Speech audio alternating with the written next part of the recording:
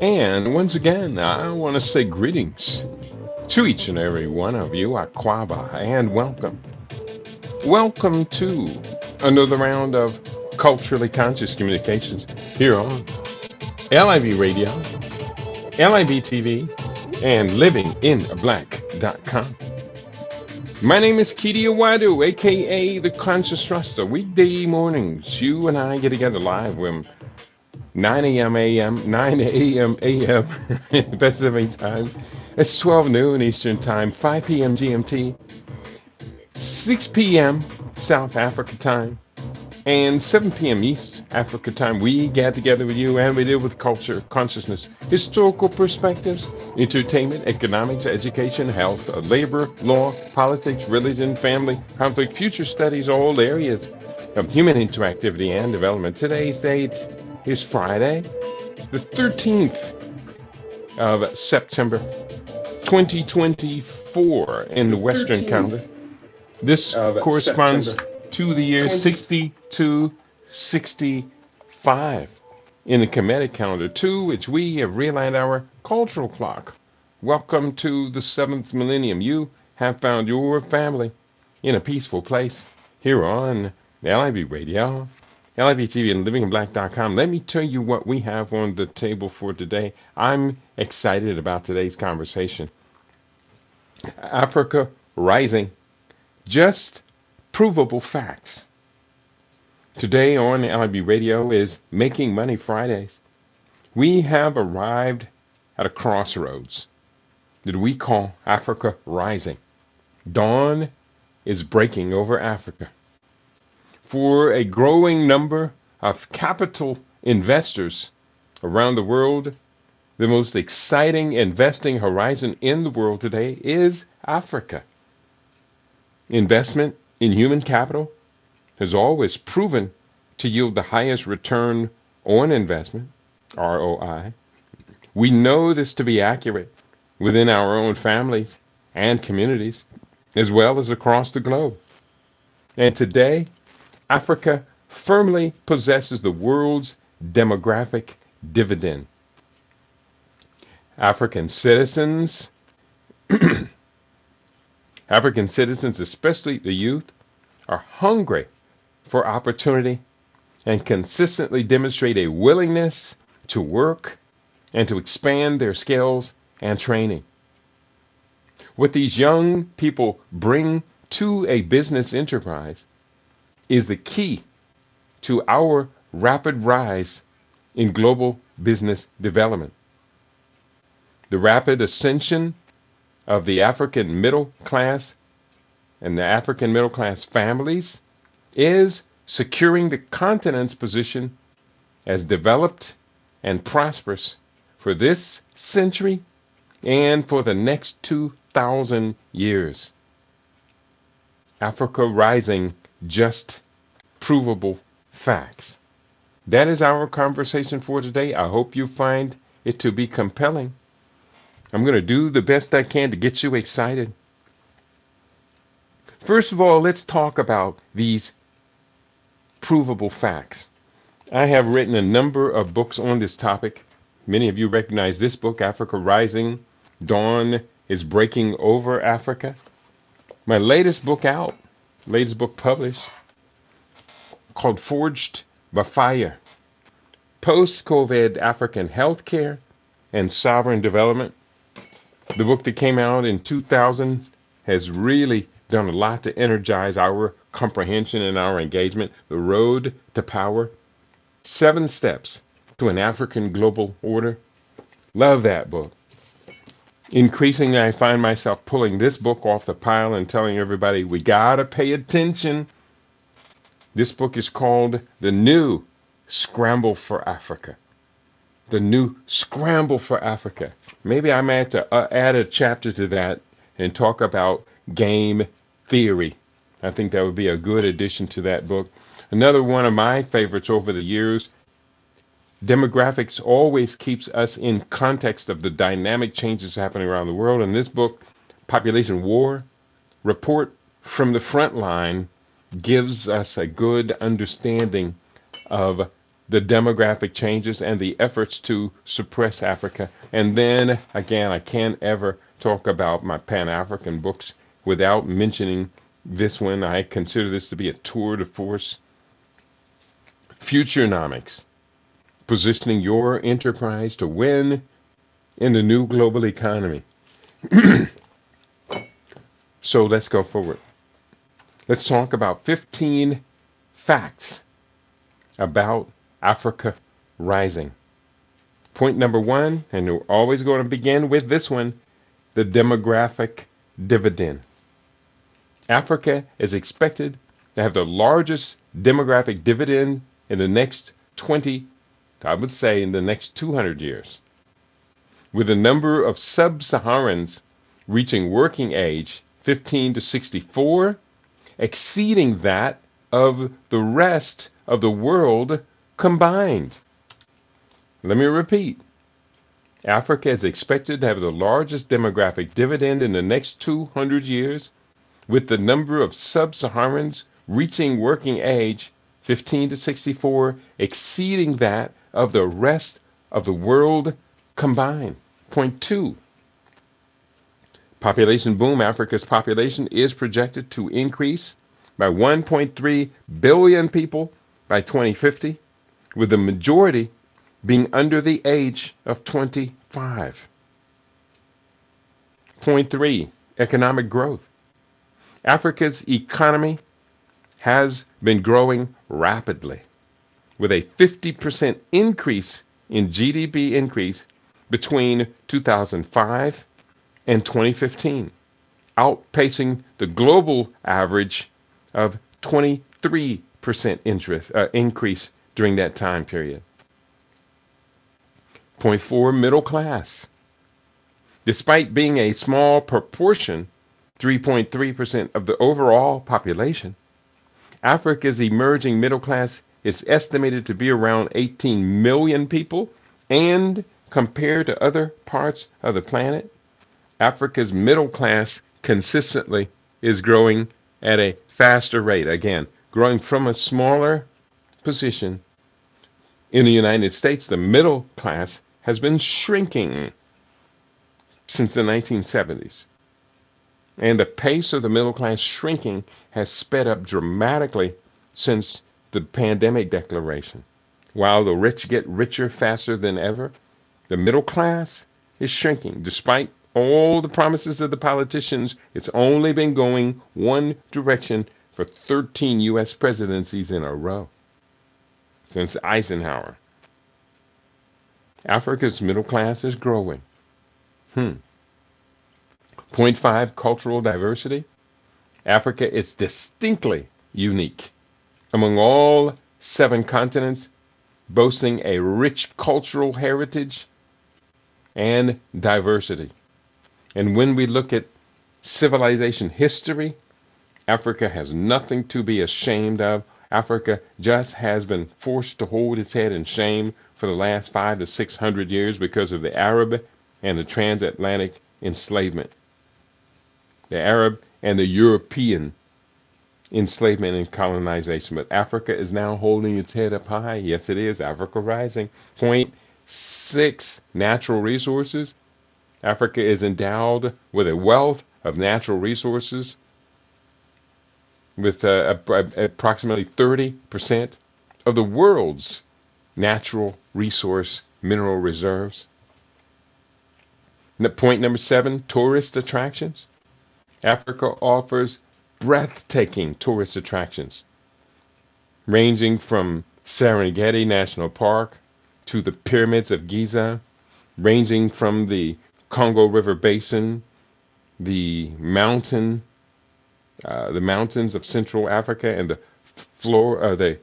wildlife there, African mountain gorillas and chimpanzees, and Africa is just stunningly beautiful. The waterfalls of Mosiwatunya, the smoke that thunders, so-called Victoria Falls, the Great Lakes region. I've done extensive touring a safari tour of Uganda. I've taken one small safari tour in Kenya. Uganda was much more engaging, and Africa is just stunningly tourist attractive. Point number 8, improved governance.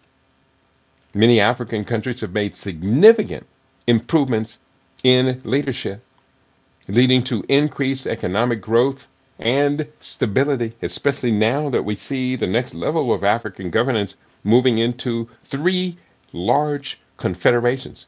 Very few people know, unless you're my listening audience. Ask it. I'm going to give you a fact right now, a provable, verifiable fact.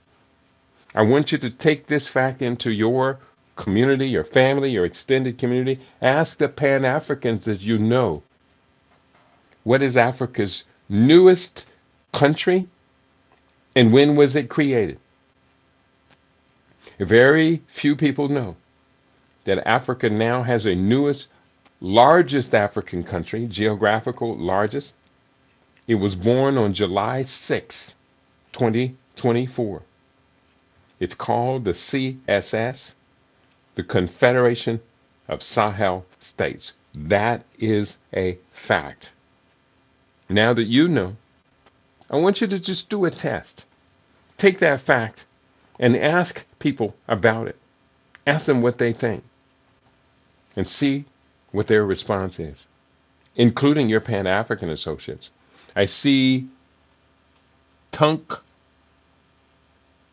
Ooh, that's a long name and I can't really I can't decipher it. Tunk from Snake Creek is in the house. I totally enjoyed the last trip to Tanzania. A beautiful place and people. Oh, I am wonderfully inspired and jealous. I do have Tanzania highly prioritized on my travel schedule. My next trip, I anticipate getting the chance to see 2 new countries. My next trip will be Kenya, will be the center of the trip, but also to go to Rwanda and Tanzania, especially to Dar es Salaam. Congratulations. And the Serengeti, did you tour the Serengeti safari? From my understanding, the Serengeti is the ultimate wildlife safari on Earth.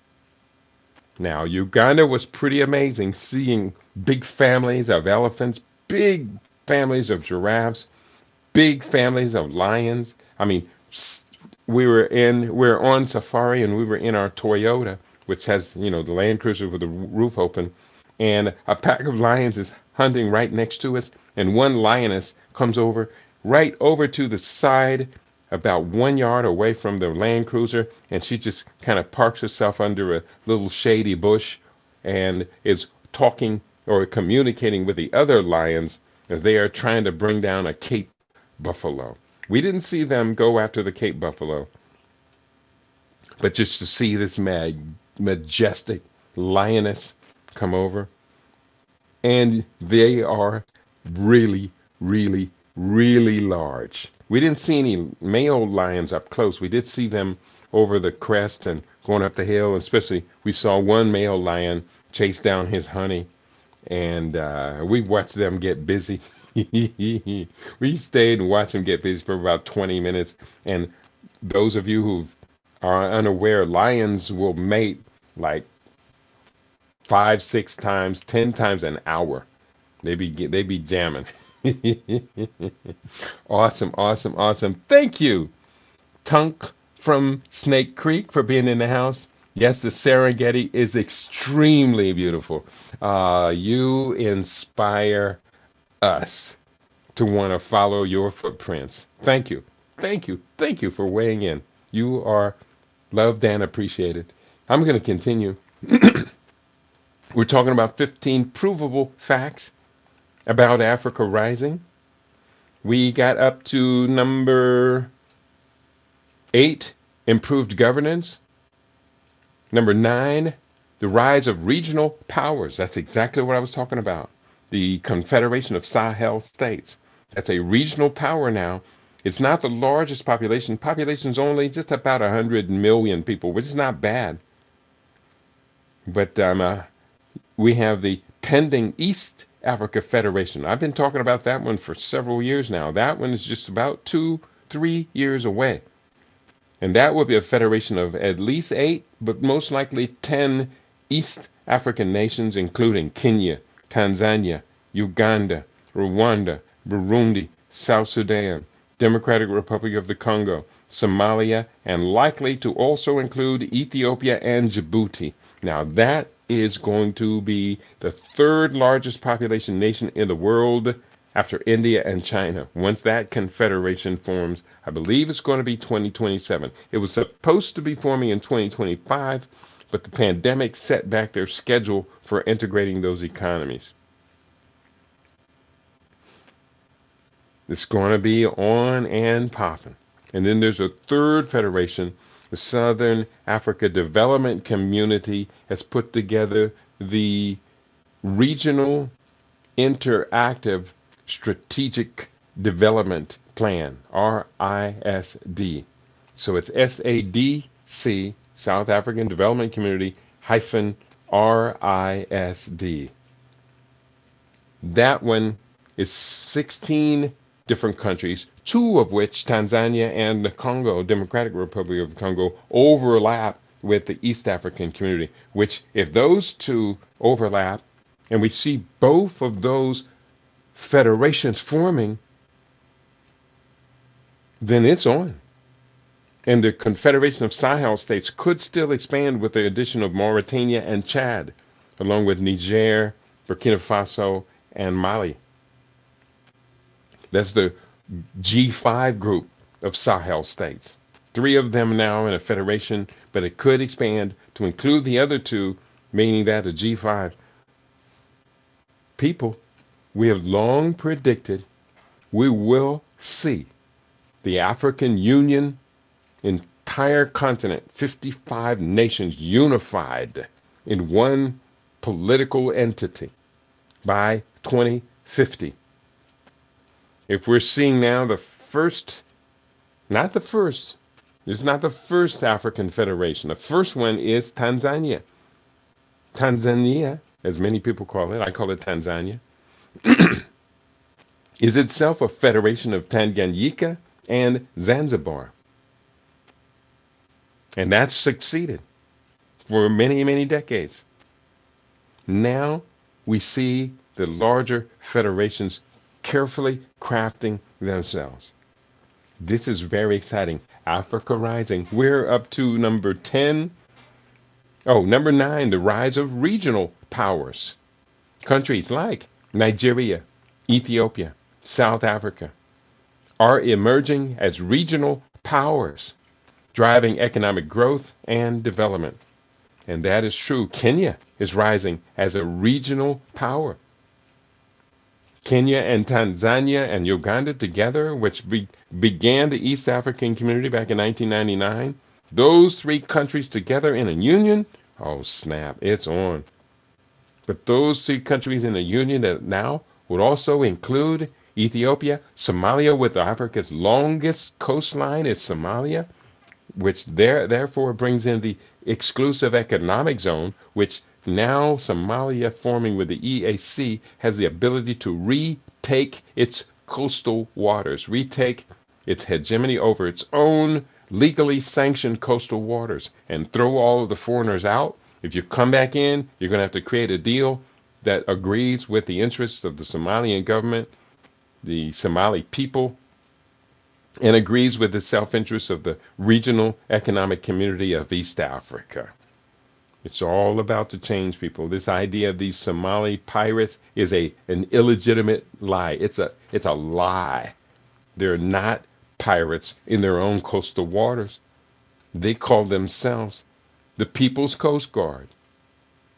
It's time that the world respect the people's ability to define their own identity and to manage their own legal resources. The EEZ, Economic Exclusive Zone, 200 miles off the coast of Somalia right now, is occupied by militaries and corporations and even a European mafia dumping nuclear waste off Somali coastal waters. That's true, people. We're going forward. We're up to number 10, digital transformation. Africa is experiencing a digital transformation with mobile phone penetration rates exceeding 80% in many countries, but better than that, as many as 600 or more innovation zones, technological innovation zones, tech hubs. They're springing up like water. And let me tell you, as we can do a better job of convincing Africans across the diaspora, put your investments in Africa. Stop investing in holiday shopping, crash consumerism. Stop investing in a bunch of things that are not necessary for your family's survival and thrival and that do not build intergenerational wealth. Stop investing in that stuff and start investing in tech hubs. Start investing in buying government debt, renegotiating debt. African Americans could put up a sovereign wealth fund and develop an international bank that could go a long way toward relieving Africa's debt burden, and then beyond that, become the new agent of sustainable development investing. And let me tell you, the agents of sustainable development investing are making good return on their investments. I'm going to talk about some of that today. Number 11, agricultural potential. Africa has significant agricultural potential with the potential to feed its growing population and become a major food exporter. But my book, which I didn't pull that one off the shelf today, let me show you this book here, which is entitled The Blackest Soil. Africa Can Feed the World. This book says that with 2.160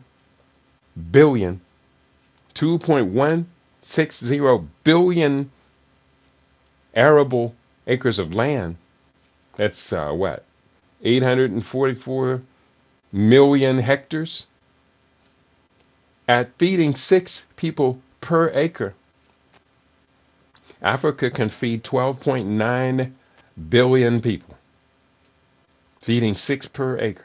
That's using organic gardening or farming techniques, food production, and that's half of the potential capacity. Africa can feed a world of 12.9 billion people. The current population of Africa is 1.521 billion. So Africa can feed probably 8 times as many people as currently exist on the continent. Then you and I have to ask the question, well, why is Africa as a whole food dependent on imports? Yeah, that's a serious question that needs to be answered with truth. And we as Pan-Africans should never be afraid of answering to truth. We talk about Ma'at, truth, justice, balance, harmony, reciprocity, order, and propriety. We talk about Ma'at, but are we ready to answer questions truthfully? We better be. We're not going to get Ma'at if we can't even answer the tough questions that point out the contradictions of what we claim and what we produce. Number 12, human origins. The oldest known skeletal remains and genetic remains, DNA remains, of anatomically modern humans, or Homo sapiens sapiens, thinking man, were excavated at sites in East Africa, highlighting the continent's importance in human evolution. And there's also significant evidence that Africans from the southern part of Africa, the Khoi people, populated the world as well. When we look at the Khoi people with the epicanthial fold, I think that's what it's called, epicanthial fold, they look Asian. And when we look at the oldest origins of Asian civilizations, they are African. So we are the people who people the world. The whole world's Africa. But now we got to put that in order. because we can be the oldest DNA, the oldest genetics, the oldest Homo sapiens sapiens. But if we are so disrespected that these later developing civilizations threaten to blow the whole world up with nuclear weapons now, we got to get this house in order.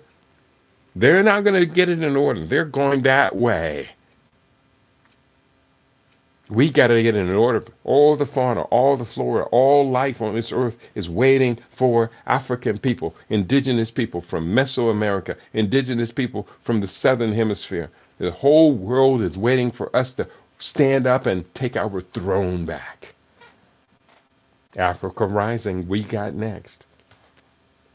Number 13, it said Ebola response. Despite the challenges posed by the 2013-2016 Ebola outbreak, Africa has shown resilience and improved preparedness for public health crises. I got this list from an AI search. I'll be honest with you, Kitty is not convinced the Ebola is real. I am not convinced that viruses act like that. I am not, was never convinced that the COVID-19 pandemic was what they claimed it to be. Others disagree with me, and I think that the disagreement is an honest question. I do refer people to the dispute between Beauchamp and Pasteur. And if you've ever investigated that dispute between Beauchamp and Pasteur, you'll understand where I'm coming from. Point number 14, conflict resolution. Efforts to resolve long-standing conflicts, such as those in the Democratic Republic of the Congo and South Sudan, and Sudan now, are underway, bringing hope for continental peace and stability. And Africa has had its challenges with security, internecine violence, meaning brothers killing brothers. It's been going on since before decolonization, and Africans have had to fight against the colonials, had to fight against apartheid, had to fight against Cecil Rhodes and in Rhodesia, North and South. Africans had to fight during the Cold War between the capitalist West and the socialist East, or Marxist East. So yes, we have had to fight, but the peace dividend is coming. But if we do not properly manage the demographic dividend, then we will be producing large numbers of unemployed, unengaged, and unprepared young men. And that is the source of much of this internecine violence. We can't keep dumping generations of young men out into society with nothing positive for them to engage in as career employment. We can do better than that. Number 14, conflict resolution. I guess I went there. Oh, I read that one. Number 15, sustainable development. Africa is prioritizing standards for sustainable development, with many countries incorporating the United Nations Sustainable Development Goals. You have the Africa Union Agenda 2063. You have numerous regional and continental agreements. You have the African Continental Free Trade Area. These all represent sustainable development. The rollout and the build out extensive transportation corridors, the standard gauge railroads, highways, superhighways, brand new seaports being built. All of these support the idea of sovereign and sustainable development. I pulled a little piece of research, and I'm just going to share the link for right now. Maybe we'll get to it before the end of today's conversation, but this research comes from How We Made It in Africa. And I just want to, okay, I pushed that up there. Let me just push this up for all of our listening audiences. Africa Rising, we got next. Tunk from Snake Creek says. Yeah, and I try my best to say that every day. Africa Rising, we got next. Africa Rising, we got next.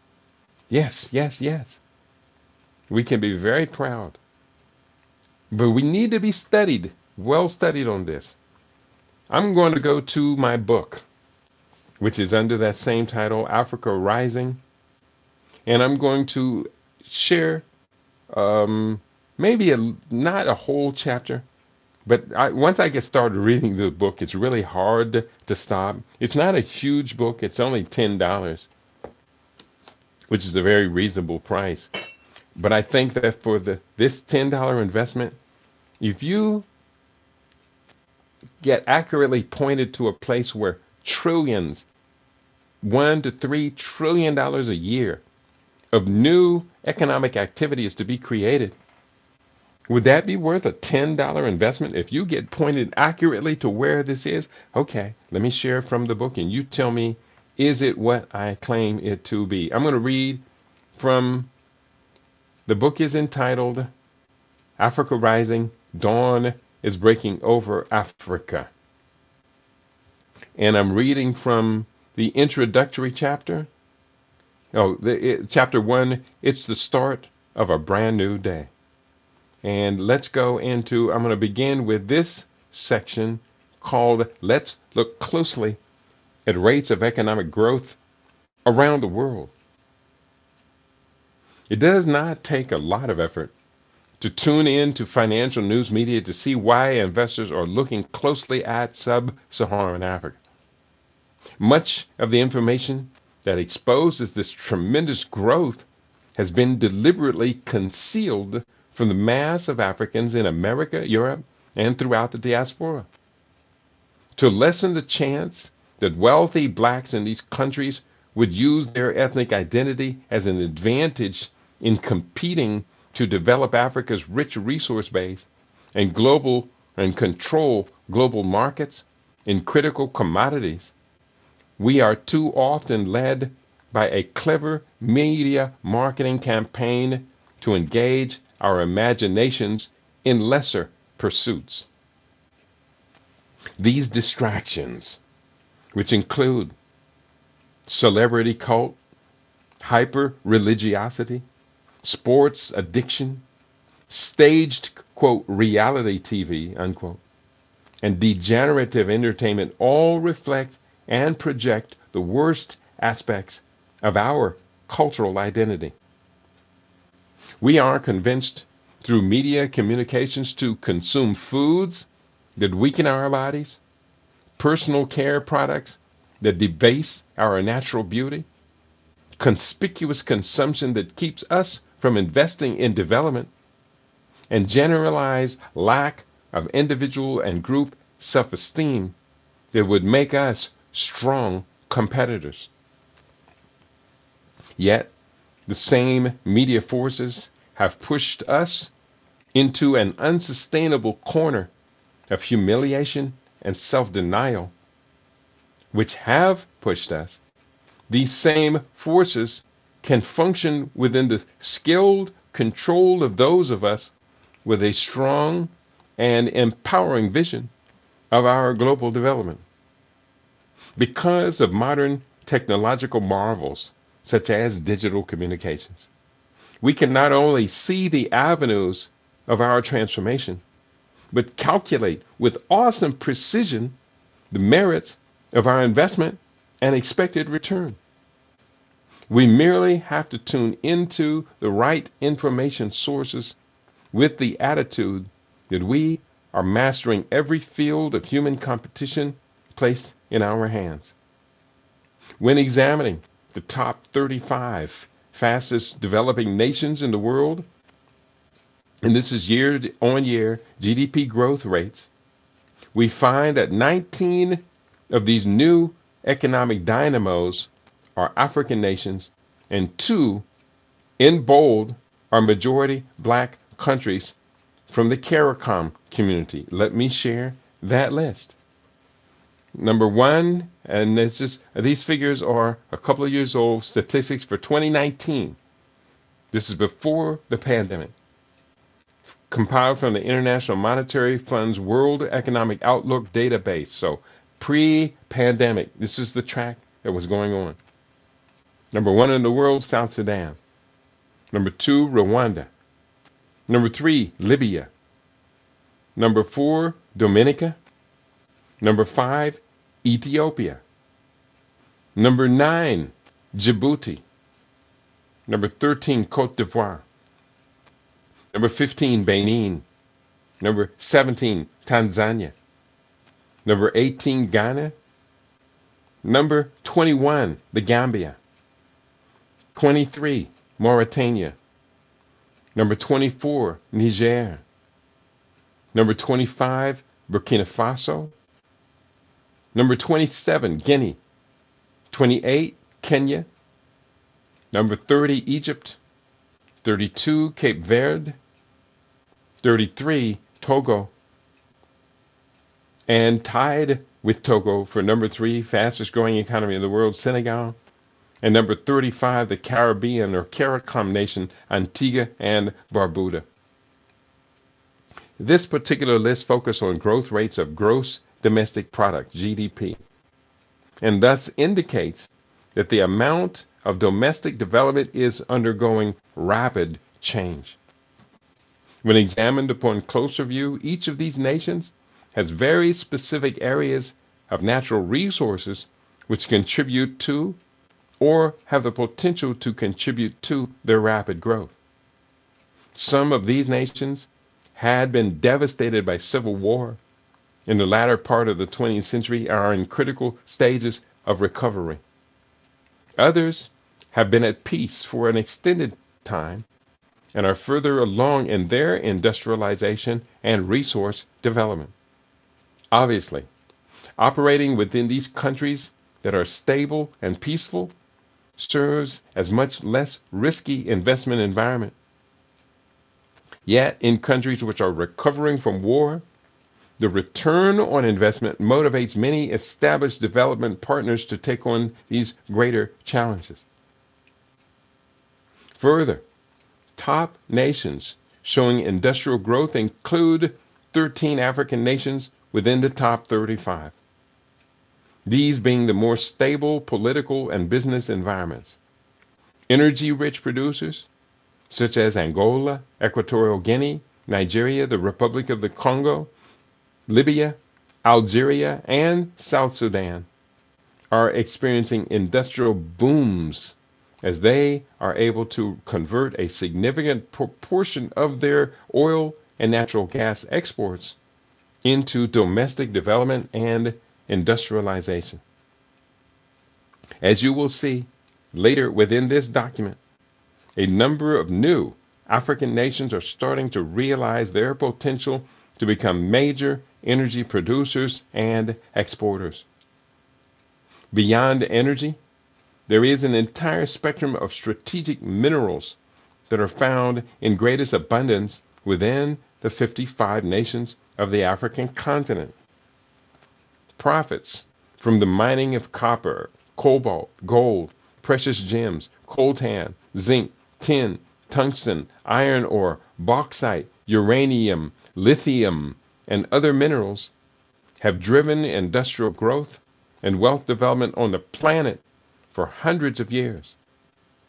Untapped reserves of these minerals within the continent are predicted to provide foundation for industrial manufacturing for the next 500 years and more. Not only is there tremendous wealth in developing strategic minerals extraction, but ecological sustainability demands that a whole new generation of green technology engineers must come forward to make these extraction industries sustainable. I'm going to take you into chapter 2. I hope you find this to be informative, inspiring. I'd love to hear what you have to say. Wherever you're listening, make sure you hit the like button on your listening browser and let the algorithms know, hey, we are developing a community here. We're developing a family. And if you really, really like what you're hearing, you should consider attending my Friday evening class. Yes, this evening we're having an open house, a preview of the next extended Pan-African course.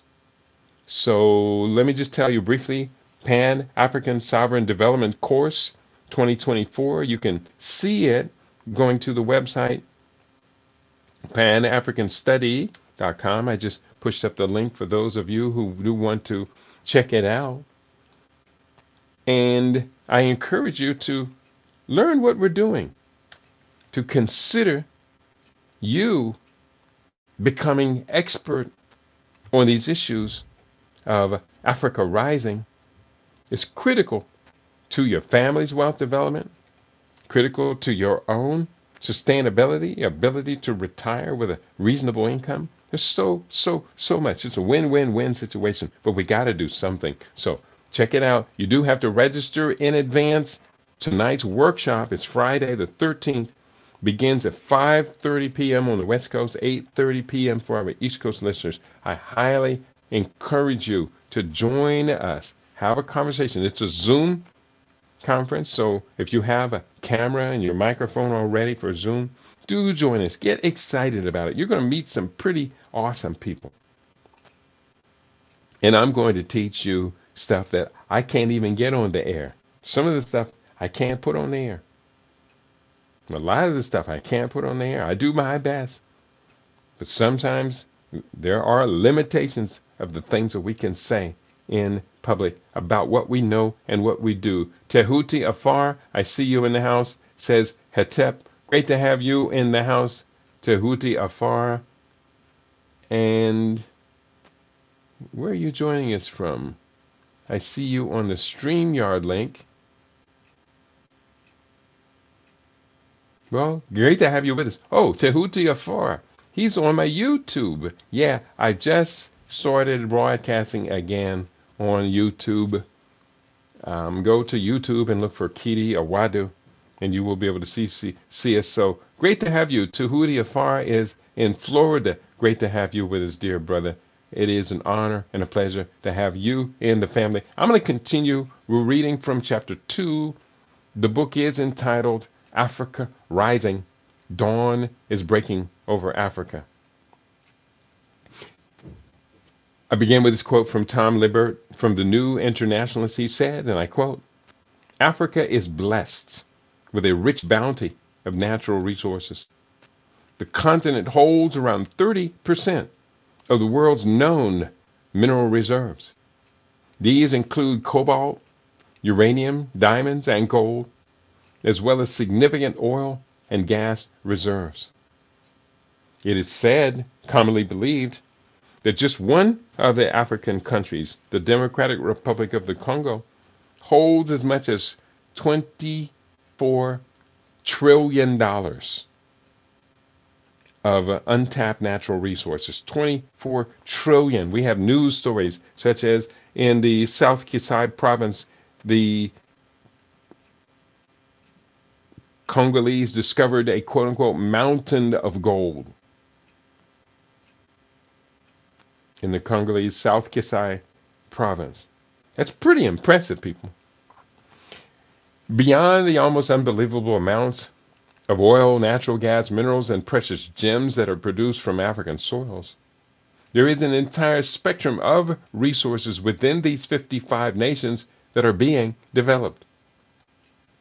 Climate conditions within the tropical environment produce abundant rainfall across Central and Southern Africa, producing enough hydroelectric potential that could theoretically power the entire planet. Then why are so many African cities and villages plagued by the burden of insufficient electrification? What could we imagine as our indigenous efforts to bridge the gap between energy needs and supply? We should not be waiting on external powers to build a continental electrification system that will provide a basis for the African nations to surpass them in productivity. To further delay acting upon this imperative would be absurd. Massive hydroelectric projects are taking place all over the continent. Just one, the Inga Falls 3 project in the Democratic Republic of the Congo, is expected to be 3 times larger than the world's current largest hydroelectric generating dam, China's Three Gorges hydro scheme. And there's a reference for that one. Will huge new hydro projects bring power to Africa's people? Written by Fred Pierce, May 2013, from the Environment 360 Yale University magazine. Continuing, additional resources to be found across the sub-Saharan African region include forestry products, fauna and flora, agricultural products, and many kilometers of beautiful coastlines. This report is to confirm with the reader that each of these areas is ripe for tremendous growth and development with an expected return on investment. The simple fact is that the African continent has been blessed by nature more than any other landmass, including the vast Asian continent. Within the soils, waters, and geography of the enormous dark continent, there is so much bounty that we would have to train 20 generations to exploit this abundance to its full potential. There is no justification for waiting any longer to implement this grand scheme. Our reward as a people for acting with deliberation will be to be once again regarded as the wealthiest and most advanced civilization on this planet. Nothing less than that will satisfy us. Our reward as a people for acting with deliberation will be to be once again regarded as the wealthiest and most advanced civilization on this planet. It's been that way many times before. From the Nile Valley, from the Empire of Mali, Songhai, Ghana, the ancient Zimbabwe Empire. Yes, we were very far advanced. We were the seed civilization that enlightened Greece.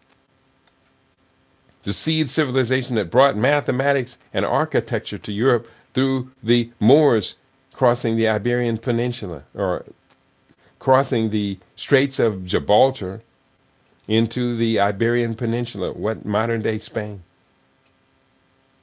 It was our labor that created agricultural wealth across the Western Hemisphere. It was our brilliant genius that allowed America at one point to be the world's greatest rice exporter, because we taught them how to grow rice from our indigenous knowledge. We've done so much in arts, in culture, in history, and invention, in mathematics, and the sciences, advanced sciences.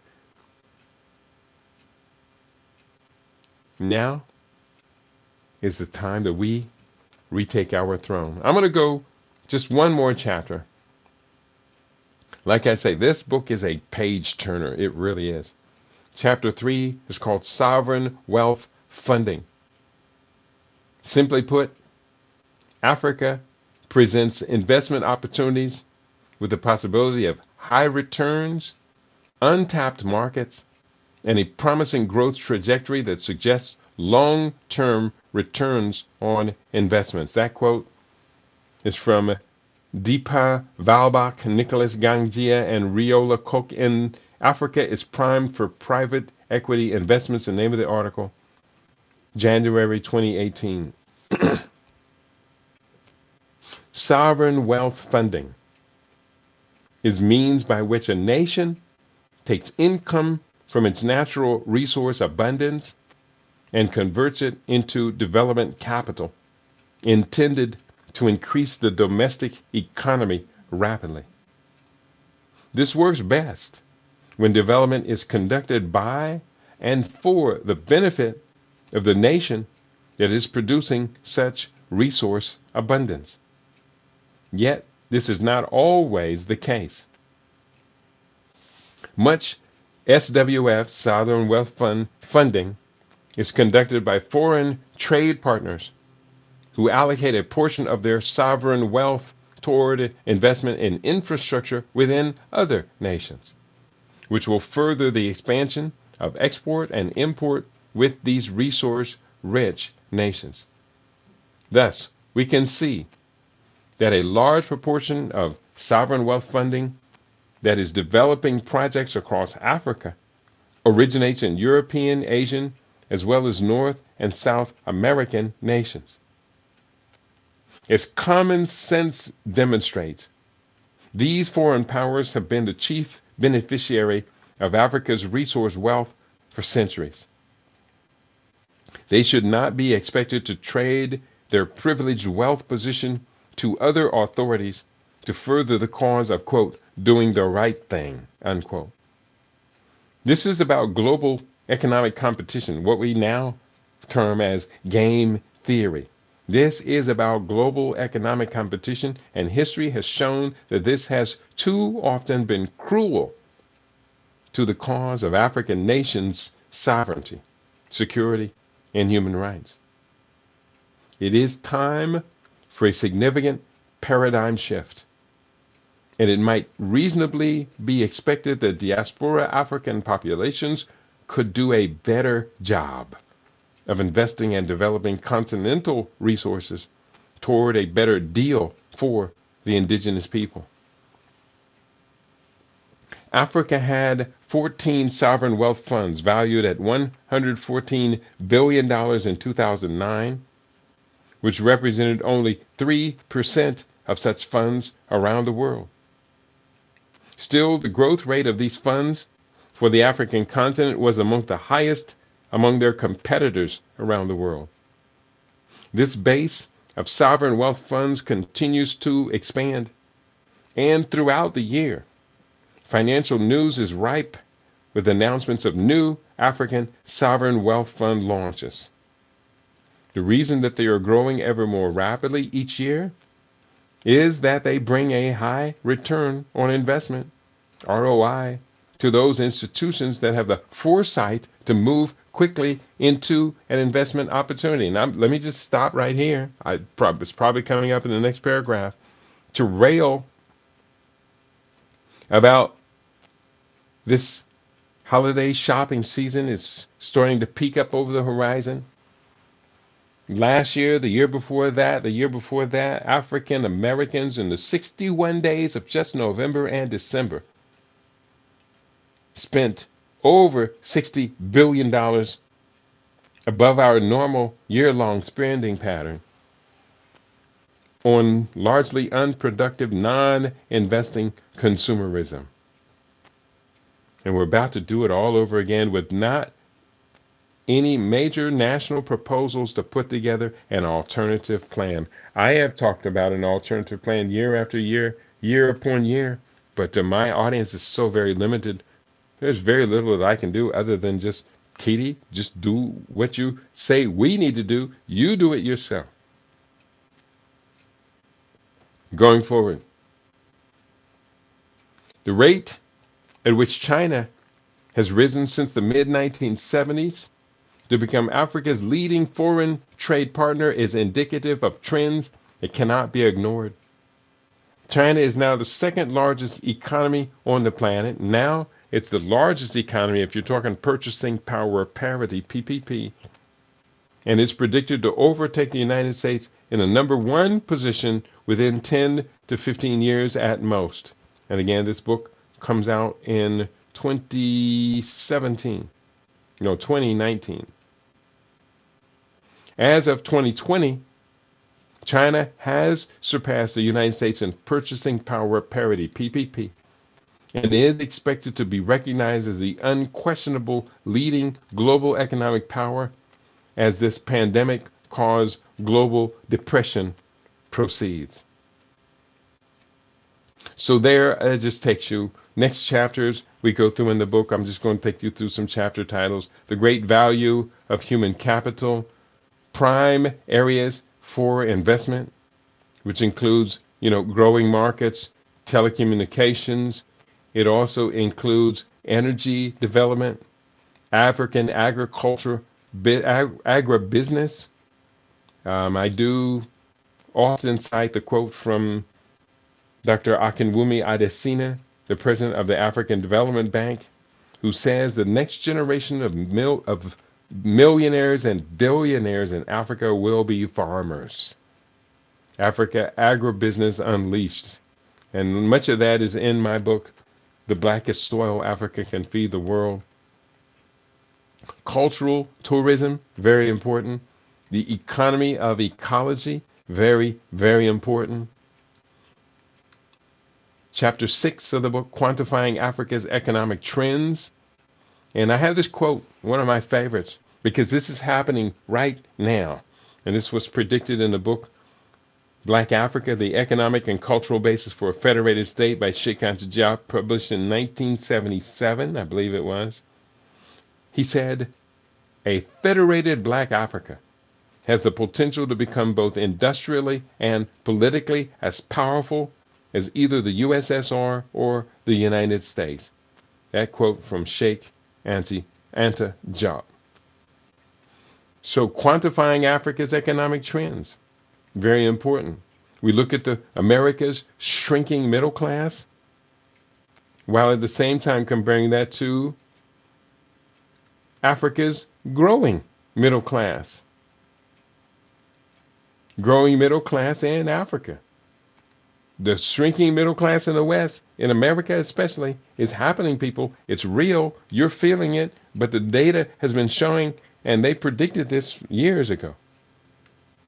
Now we have to understand the data can also show us an exit. We talk about Africa's rising, Africa rising, Africa rising, Africa's middle class, Africa rising. It's real, people. We talk about in this chapter urbanization trends and national vigor, improvement of health infrastructure across Africa. These are all prime areas for investment. Prime areas.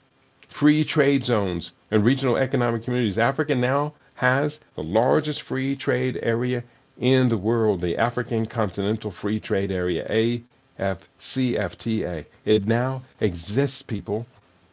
What is our position toward it?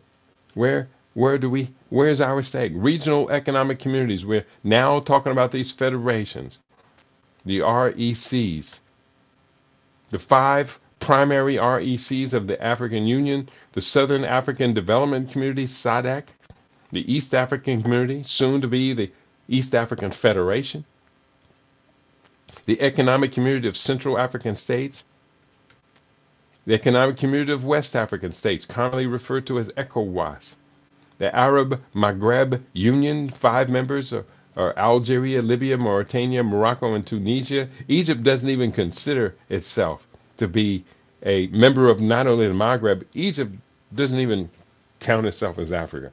Where is Egypt? It's in Africa. It's been captured.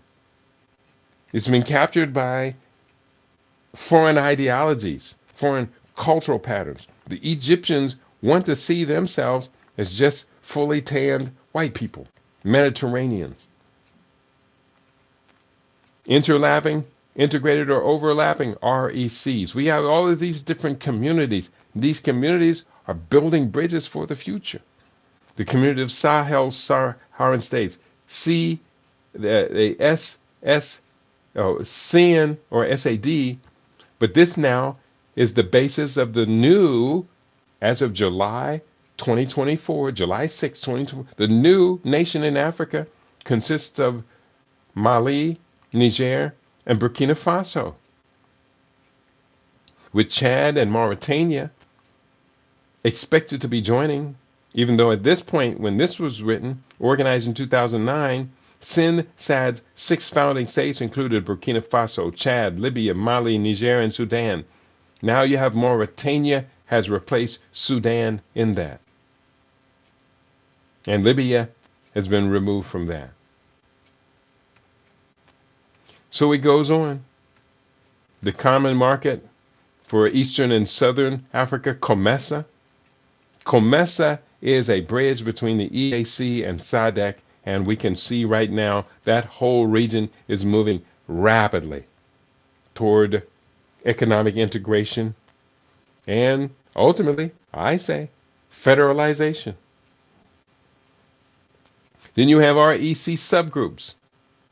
You have EGAD, 8-member trade bloc in the Horn of Africa, including Djibouti, Ethiopia, Somalia, Eritrea, Sudan, South Sudan, Kenya, and Uganda. Well, of the EGAD, IGAD, right now, more than half of them are on track towards this East African Federation. The ones that are on track include Djibouti, Ethiopia, Somalia, South Sudan, Kenya, and Uganda. That 6 of those 8 are now moving towards federation. Do you see it, people? I'm trying my best to show you living, provable, viable evidence. You can look all of these things up. Look up the Economic and Monetary Community of Central Africa, CMAC. And now look at the changes that have happened, because look at the CMAC members. What do they almost all have in common? French. Gabon, French. Cameroon, French. Central African Republic, French. Chad, French. The Republic of the Congo, that's Congo Brazzaville, French. Equatorial Guinea, Spanish. So that EGAD monetary community, now that they're throwing the French out, they have to throw their CFA out too and replace it with a truly indigenous, African valued, African governed and managed currency. That's another front line. It's happening right now. And anybody who's into technology and blockchain coding, you need to be on that front line putting in the work and getting compensated for the work you're putting in. This is what's happening. West African Economic and Monetary Union, West African Monetary Zone, the South African Customs Union, and there are others. We talked about the SADC, Regional Interactive Strategic Development Partnership. That's a new one, fairly new one. So, and then you have the AGOA Act, which I don't understand why AGOA isn't obsolete.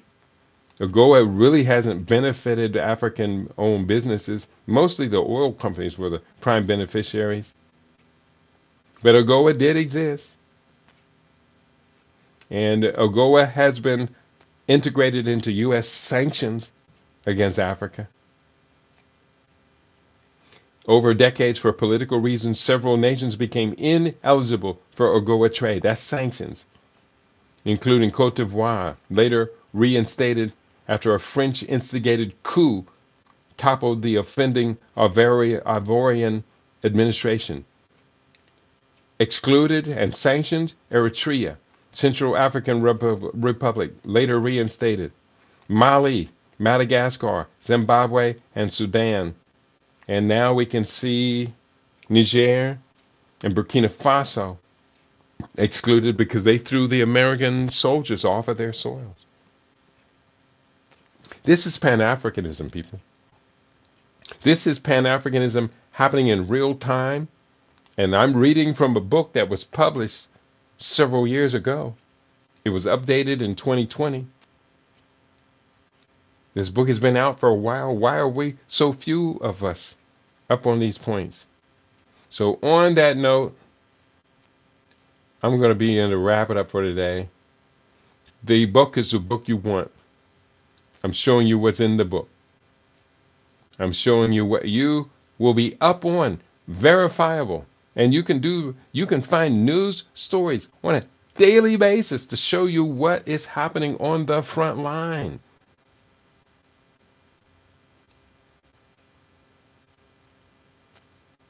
We're talking about Africa, Agenda 2063, the Africa that we want. The Africa that we want. The Agenda 2063 is gaining momentum. It is time for action. Be a part of the transformation. So I'm not going to beg. I've done the best I can to show you what we do here on LB Radio. And we do this every day. There was another news story that I wanted to cover today, but let me see. If anybody's responding to me, I'll continue. But if not, I'm a little exhausted. It's been a long week. Basuranda, I see you in the house. Tunk from Snake Creek said, very informative, much gratitude and appreciation. Thank you, Tunk, for your participation today. You were a spark, a breath of freshness and energy. You were the honey in my green tea. Basuranda, you are always the sweetness, the cinnamon. Uja al Uncle Jasineb. For we, that's amazing about Egypt. When Egypt has had several presidents who identify themselves as black, as in Kim, as it's black as in Kim. That's true. Anwar Sadat called himself the last Egyptian pharaoh. And Anwar Sadat identified as a pan-African African. But since Anwar Sadat, you have this whole succession of clowns that have come through, and then after the clowns came the puppets. And it goes on. Where can I get the book? Two places you can get the book. Get the book. These books at http keidi.biz/CRP 2012. As well, I have over 40 books, I think it's over 40, listed on Amazon. Amazon as Kidi Awadu. Books like Mau Mau, Kenya's Land and Freedom Army Struggle. Books like The Blackest Soil, Africa Can Feed the World, Futurenomics, Positioning Your Enterprise to Win in the New Global Economy, Population War, Report from the Front Line, The New Scramble for Africa. Books like The Road to Power, 7 Steps to an African Global Order. Books like Forged by Fire, Post-COVID African Healthcare and Sovereign Development. Books like Africa Rising, Dawn is Breaking Over Africa. I highly encourage people, get at least 3 of these books, because each book, they do slightly overlap, but I do not repeat myself in these books. And here is 1, 2, 3, 4, 5, 6, 7 of my 14 Pan-African Sovereign Sustainable Development books. Books like The Repairing, very important book. Books like Moving Beyond Racism, another very important book. I love doing these writings. I'm actually writing 2 new books right now, one on health, Living Superfood Solutions. And those of you who follow the conversation, I'm using 2 days of the week to introduce a new chapter of that book. And then another book, I've prioritized this, even though I have 8 books lined up that all want to come out. They all want to be prioritized. Quantum Advancement, Standard Omissions, The Queer Agenda, books like What Are We Going to Do with Christmas, The Rebirth of Love. Those are all just kind of like put on hold. I have a couple more in that put on hold list while I prioritize these first 2 books, Living Superfood Solutions and Disaster Preparedness for World Wars 5 and 6. I said World Wars 5 and 6. You might hear news, progressive news, or the regressive news talking about the possibility of World War III. World War III was the damn Cold War. It was a blazing hot war, and it took place all over the world, from Korea, Vietnam, Kampuchea, Laos, Thailand. World War III was fought in South Africa, Namibia. It was fought in Angola. It was fought in Mozambique. It was fought in Somalia and Ethiopia. It was fought all over the world, in Egypt. World War III was a hot war, blazing war. It was not cold, it was hot. World War IV, the war against Islam. It was a world war, blazing hot, fought in Iran, Iraq, Syria, Lebanon, Libya, fought in Somalia, fought in Palestine. That was the war against Islam. That was a global war, people. That was World War IV. World War V has already begun.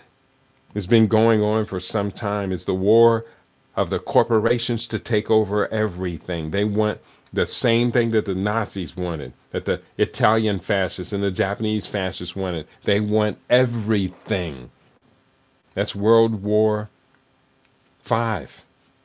And World War VI is rising right now. It's begun its cyber warfare and psychological warfare operations of World War VI have already begun. The economic warfare aspects of World War VI have already begun, but the firing of missiles and guns and bombs has already begun. And the World War VI is NATO versus BRICS. That's World War VI. Let's hope that the killing that's been going on in Ukraine and Russia,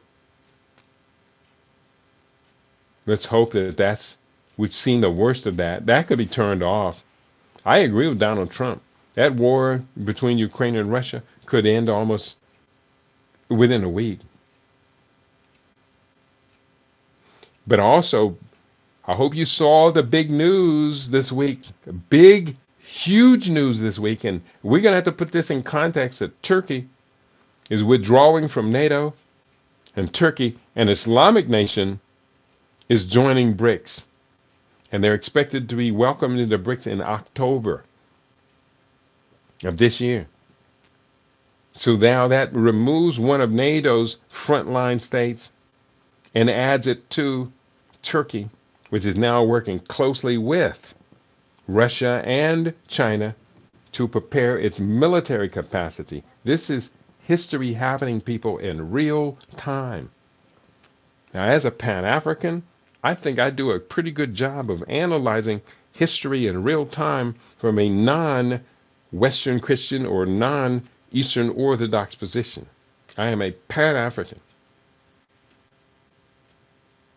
Yes, Turkey. Let me just share that headline because I just caught that one for the reality of it just yesterday. So Turkey, Turkiye, which is what they call themselves, Turkiye versus Turkey. We got to understand why that leaves NATO to join BRICS. That's the blazing hot headline. I just put that in the search engine. I'm click on news, and here's the thing. Here's what the news comes up. First headline, and this is from DuckDuckGo. I don't Google unless I'm searching for images. Google does a good thing for searching for images. The videos on YouTube are still somewhat usable, even though you understand the censor hole for Google, Alphabet, and YouTube. The censor hole is very deep, very wide, and once you get thrown into that censor hole, it's hard to get out if you can get out. That's why so many people are moving to Rumble and Reddit and other non-censoring platforms, including X, formerly known as Twitter. Headlines: Turkey's bid to join BRICS good for the nation and the world. Headline: NATO ally Turkey eyes BRICS membership after EU snub. Erdogan pushes for stronger ties with all sides in a multipolar world, which makes sense. What is BRIC? Turkey applies to be the first NATO member to join the alliance headed by Russia and China. Headline from Barron's, that was Evening Standard. From Barron's, NATO member Turkey seeks to join BRICS nations. Headline: East is West, West is West, and Turkey is looking to forge its own BRICS path between the two. So Turkey's balancing act, NATO, BRICS, and a complex foreign policy. That from Wall Street, 24/7 Wall Street. So this is happening, people. This is happening. And I hope we can see it. I hope we can understand it. I hope we can comprehend this in real time. This is a major, major news story, as it also coincides with the decline of the dollar, the devaluation of the dollar in the world economy.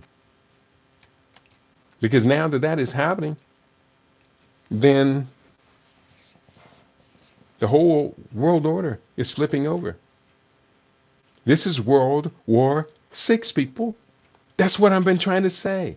This is World War VI. Real quickly, I just did a quick, well, that search didn't produce what I was looking for, and I have to change my search inquiry just slightly to all the inquiry was Turkey leaves to leave NATO. I should say, instead of leaving, to leave NATO and join BRICS. And I'll type October 2024 and see what that one turns up.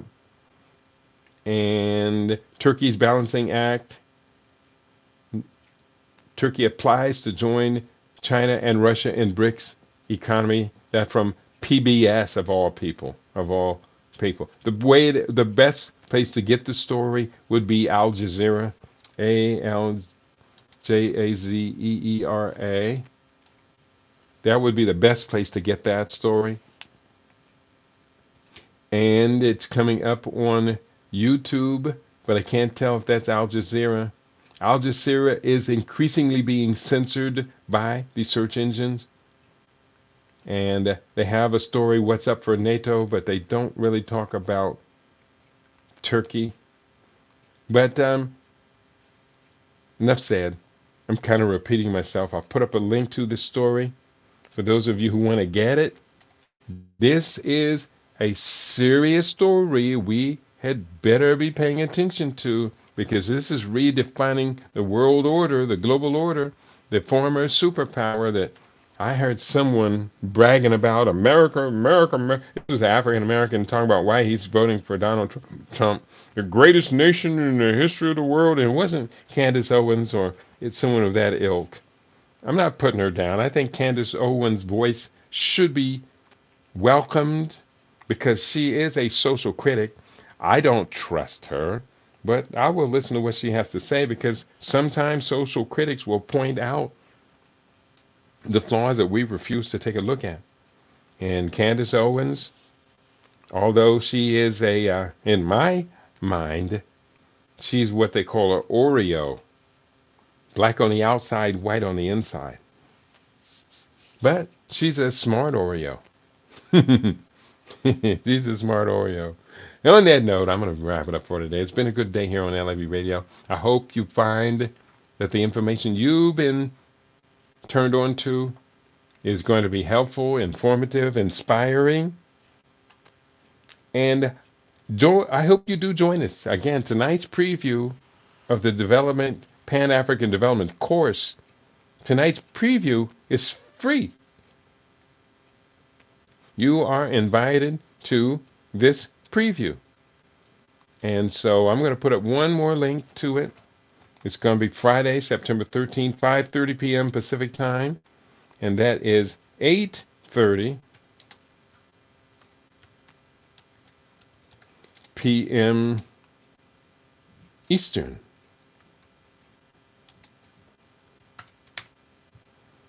So what happened there? 5:30 p.m. Pacific time. And you do need to register in advance for this meeting. I put up the link here one more time, and then I am out of here for today. Thank you, Basuranda. Thank you, Tunk from Snake Creek, for tuning in today. I am, because we are, and we are truly a glorious people. We are a global people. We have reason to hold ourselves up, our heads up high, and be proud. Africa is rising. Africa rising. Africa is rising. We got next. And we take this mission very seriously. We take our critical life issues very seriously. And that is what we do here on Your Favorite. We aim to be your favorite. We are LIB Radio, LIB TV. We are living in black.com. Peace and prosperity to each and every one of you. He says as he cues up the bumper music to let us bump out of here. Also, yesterday we were supposed to have the first of an ongoing series called The State of the Pan-African World. It didn't turn out very well. We are going to continue that. I'm not giving up.